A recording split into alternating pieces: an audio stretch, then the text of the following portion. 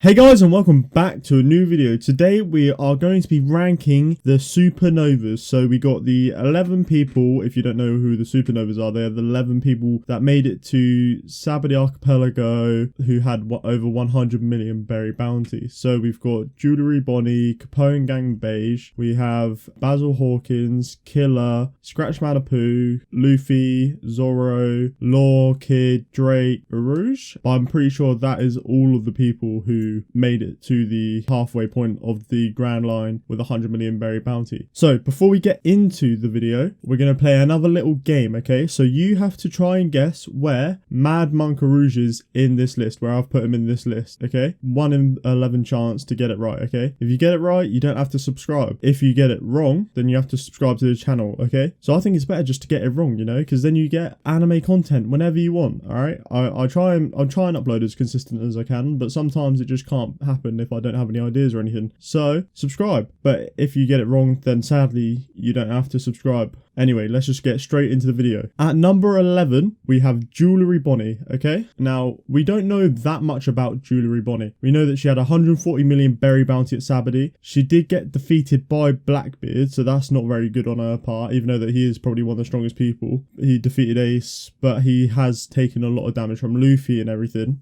Her ability isn't, like, fully known yet, because we just don't really know what it is and, like, all of the aspects to it, but we do know that it can manipulate age. She can manipulate her own age, and she can manipulate others' age, and we saw that as Sabadi, where she was turning like the Marines into children and old people, and then she snuck into Mary Joie looking like an old person. But the main reason why I've got her so low is just because she's just an unknown person to us. We don't really know that much about her, so that's why I just put her in the last place. At number 10, we have Capone Gang Beige. I don't know if I'm saying his name right, because in the anime they say Beige, but then I just call him Beige. I'm not sure if that's right or not. But we know quite a bit about his ability, since he was a big part in Whole Cake Island, and we just got to see everything then. So he is if you go into his body, I would put him as one of the strongest people. I think he could probably take out anyone on this list if you went inside of his body, because he can just control anything inside of him. He showed it against Sanji. He was able to keep Sanji like quiet and basically just make him stay there and actually listen to what Beige was saying. He can shrink anything that comes close to his body, and so then he can put it inside of him. He does that with all of his troops and with all the cannons and cannonballs and everything, so he's just basically got like a massive army inside of him who he can like get to ambush people whenever he wants. He done that against Sanji, Nami, and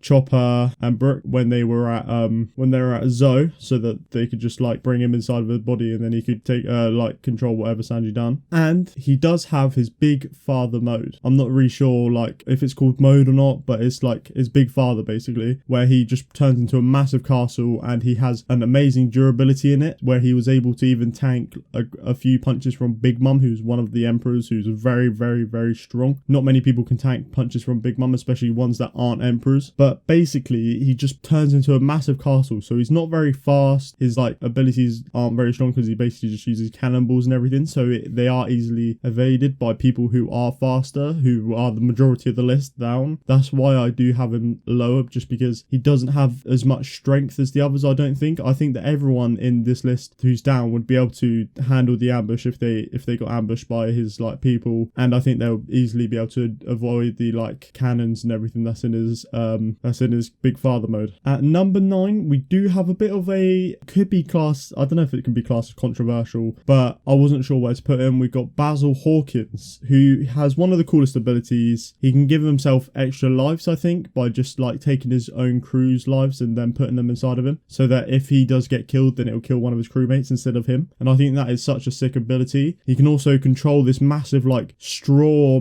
creature thing that he used against Zoro, and was able to take a few hits off of Zoro while using it. And he can also predict the future and what's going to happen in a battle by using his terror cards. Basically he's done it with Luffy, and said that he's got like a very small percentage of beating Kaido and surviving until the end of the week or month, I think it was. And he has recently predicted that someone has a 1% chance of surviving the Wano place. So we're not really sure what's happening with him at the moment, because we haven't seen him in a little bit. So it will be interesting to see him back in the show and possibly fighting Kaido because I really love his ability. At number 8, we have Killer. Okay, Killer is Kid's right-hand man, like Zoro is to Luffy. Killer was able to fight against Zoro and even able to give Zoro a massive wound, even though that Zoro kind of did let him get it, just so that Zoro could take Killer's sword and fight him against it so he could use his 3-sword style. That is a reason why he done it. But he is a very, very, very formidable pirate who is also great at using swords, so you gotta love Killer. At number 7, we have Scratchman Apu. Okay, I wasn't really sure where to put him, if I should put him a little bit higher, but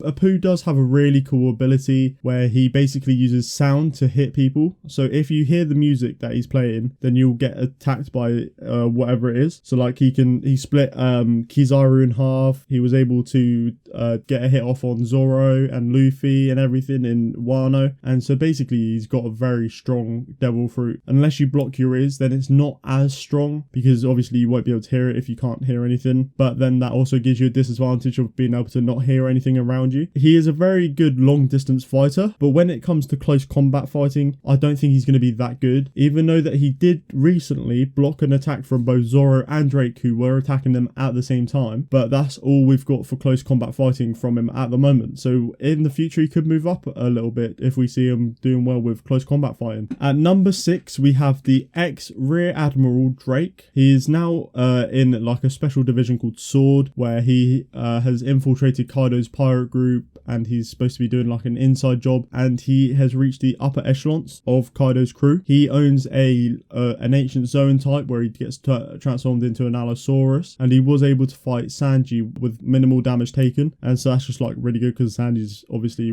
a very strong character and probably would be very high up in the Supernovas if he was part of it, especially with his raid suit now. Now, this is coming to the end of the game, because we do have Mad Monkey Rouge at number 5. So if you did guess number 5, you don't have to subscribe. If you didn't guess it, then obviously you would have to subscribe. I know, it's amazing. You get to subscribe to my content, and it makes you be able to see whenever I subscribe, especially if you click the bell button. And then I hope you enjoy the rest of the video. So as I was saying, at number 5, we have Mad Monkey Rouge. He is another character who we don't know that much about. We don't know if he does have a devil fruit, but if he does, then it could be to do with taking damage and being able to use that damage as strength, because whenever we've seen him, he's basically been very, very weak, or been hit quite a bit. Turning massive gives him so much strength. He was able to take on a pacifista pre-time skip. It was only because Kizaru shot him in the leg, I think it was, that he had to stop fighting the pacifista. But being able to fight a pacifista pre-time skip is very good, because it took like Law and Kid teaming up to defeat one, and it took all of the Straw Hats to be able to defeat a pacifista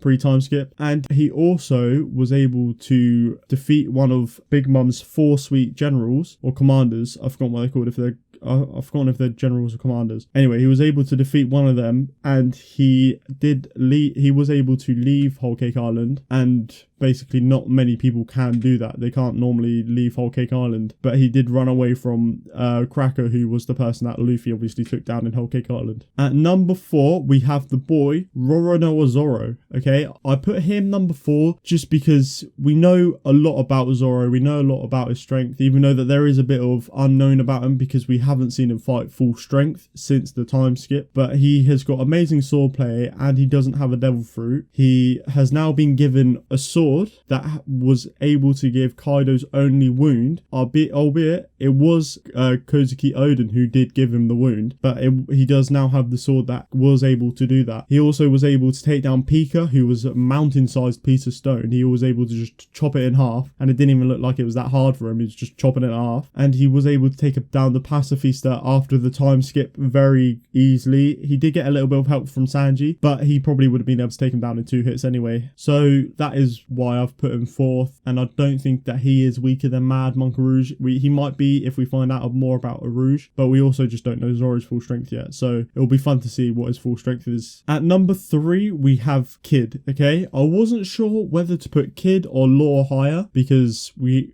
haven't seen that much of Kid yet, so that is why I really put him him third, just because we haven't seen him that much. You know, we've seen him fight against the Marines at Sabadie, where he didn't really do that much. We just got to see his ability. That is a paramecia that using magnetism, and he can like control metals by dragging them towards him or repelling them away from him. And in Wano, he was able to work as hard as Luffy, carrying as much of those like bricks as Luffy, and he did have one less arm. So we're not really sure about his strength. We haven't really seen him in battle. So at the end of Wano, he probably could move up to second place behind obviously the number one spot, who everyone knows now because I basically just told you who second and third is. But yeah, that's why I've put him third. But he could definitely move up to second at the end of Wano if we get to see more of his strength. At number 2, we have Trafalgar Law, one of my favourite characters in the show.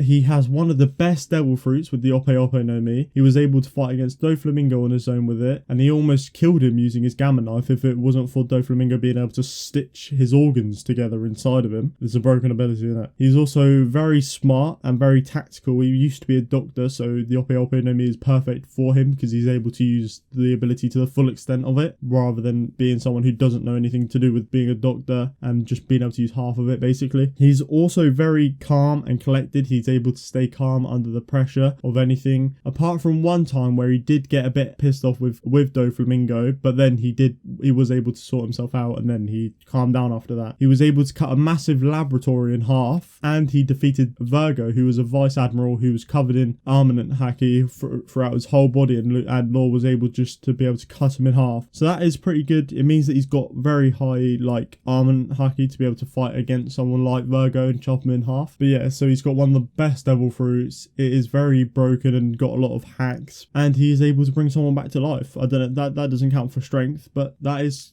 cool. Not back to life, sorry. He's able to make them immortal basically, not back to life. I don't know what I was talking about at the end then. And so, big surprise, at the number 1 spot, we have the main character of the show who uses the Gummo Gummo no Mi. Alright, we have the person who was able to orchestrate the biggest breakout in Impel Down history, fought against Doflamingo and won, took down one of the Sweet Commanders, one of the strongest ones, and won ideologically against the strongest Sweet Commander, which is Katakuri. In doing so, he was able to escape Whole Cake Island and destroyed Big Mom's image, enough for her to team up with Kaido, another one of the 4 emperors, just to take Luffy out. I don't think she's ever done that before in her life. The only time that she was with Kaido was when she was on Rox's crew. Sorry for the spoiler if you haven't read the manga. And Luffy was able to fight against Kaido in his dragon form. Luffy also has advanced armament haki. He also has Conqueror's haki, and he was able to fight Doflamingo with his Conqueror's haki. And he is now considered the 5th emperor, so that's obviously boosted his name up. He's got a 1.5 billion berry bounty, so he's got the highest bounty out of everyone as well. So that means he poses the most threat against the world government. So that's obviously, or out of the supernovas obviously, because Shanks has got a higher bounty, Kaido's got a higher bounty, Big Mom's got a higher bounty, Dragon's probably got a higher bounty, Blackbeard's got a higher bounty. So that is very good though, that he does have the highest bounty out of all the supernovas. That is the end of the video of us ranking the supernovas. If you did enjoy the video, please give it a like. Please subscribe to the channel. You'll get content you'll be able to see my content whenever it comes out, and you'll get a little notification telling you when I do upload. I try to upload as much as I can, but sometimes I just can't think of video ideas, or I've got stuff on like I work and everything. So if you did enjoy it, please like, subscribe, and I will see you in the next one. Peace.